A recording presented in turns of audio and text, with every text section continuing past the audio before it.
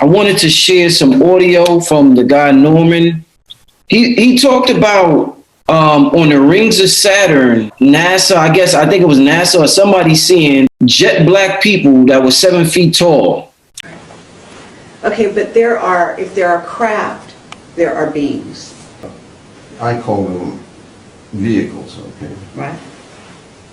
So are you not positing the idea that those vehicles contain, beings who are, maybe like us?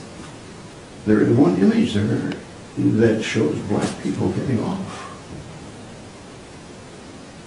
So people with dark skin getting off. Not dark, black. Black skin. Really black, yeah. Were they tall? Yes. Very tall? Yeah.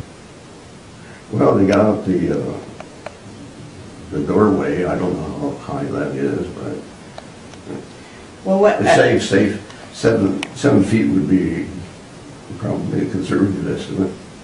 Okay, yeah. So it wasn't the Rings of Saturn. So he wrote a book about the Rings of Saturn. He wrote a book. The reason why he wrote that book is because when he got the space images back from, I think it was Voyager, he saw structures on the rings of Saturn. Okay. Like actual structures that appeared to be man-made. Also, he saw something that, according to him, was similar to some type of an advanced space vehicle that was doing something to the rings or interacting with the rings in an intelligent way.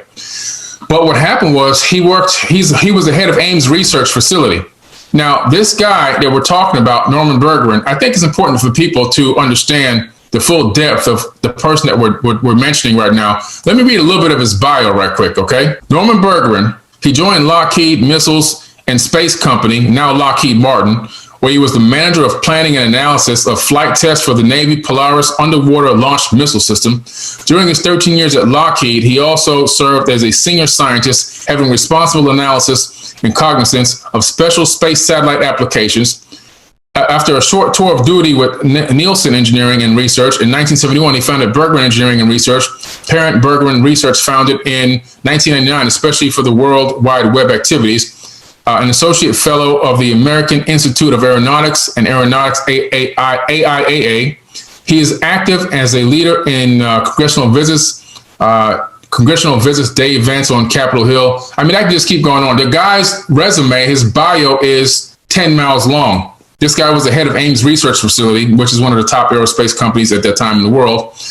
He obviously had access to the command center. And now, so when Apollo 11 finally gets to the moon, and like I said, they went to the moon, but they lied about it. Why did they lie about it? They lied about it because there was technology up there, scraps of things that didn't look to be rocks that they wanted to bring back. And they didn't want to show the general population of the world what was up there. So they went up there it was a reconnaissance mission to get this stuff, bring it back with them. At the same time, broadcast this barren landscape to the world using a combination of real footage and a combination of fake footage to paint this psychological picture to make us think it was a cold, dry rock when it actually isn't.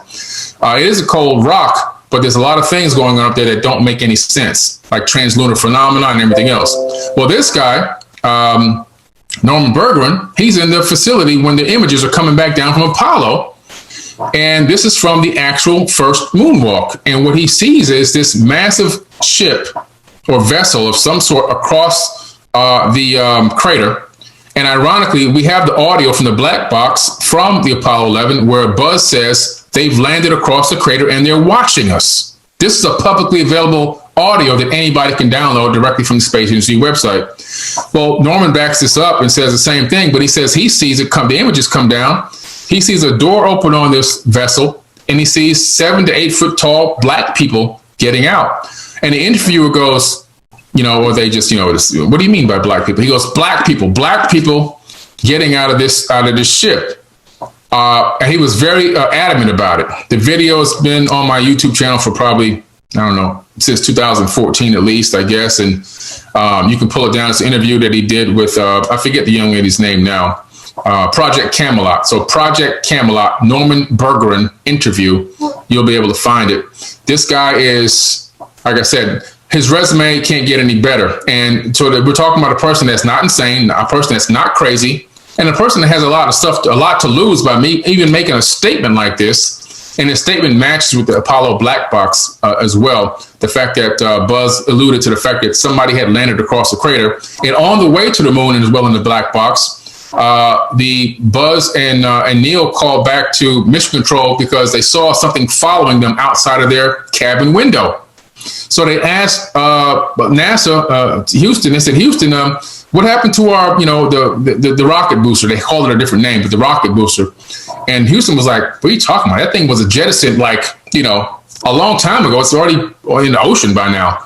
And Buzz said in the interview, this is on one of my documentaries that I'm in called Docuphobia. Buzz goes, we didn't want to tell them what we were really seeing because they would abort the mission immediately and bring it straight back. So we just observed it and we tried to throw hints to them to see if it could have been something, but whatever it was followed us to the moon. So like I said, guys, there's a lot going on out here, and what's going on, they want to suppress it. They don't want you to really know what's going on. So they got you thinking the earth is flat. They got you thinking there's a dome structure. They got you thinking there's no such thing as space. The average person doesn't really even understand, Rich, that we're breathing in. We don't just breathe in oxygen. I remember one guy was attacking me with all this propaganda, fake information, it's fake science. And I go to him, okay, let me pause you for a minute. How many gases are you breathing in right now? The guy says, gases? What do you mean gases? I said, yeah, you're breathing, right? You're alive. You're breathing in atmospheric gases. What's in these gases? He goes, we're not breathing in gas. It doesn't exist. I go, really? Well, let me suck all the gas out of this room. You're not breathing in just pure oxygen, number one. You're only breathing in 21% oxygen, a combination of helium, hydrogen. You're also breathing in krypton and argon. All these gases make up the oxygen, the air that we actually breathe into our lungs. Only 21% is oxygen. The rest is other gases. So there's a level of intelligence, there's a level of study, of being a real student of science that's missing from a lot of these theories that have gone awry. And a lot of people are unfortunately becoming fanatical about it and have taken it to the level of fanaticism where it's turned into a religion.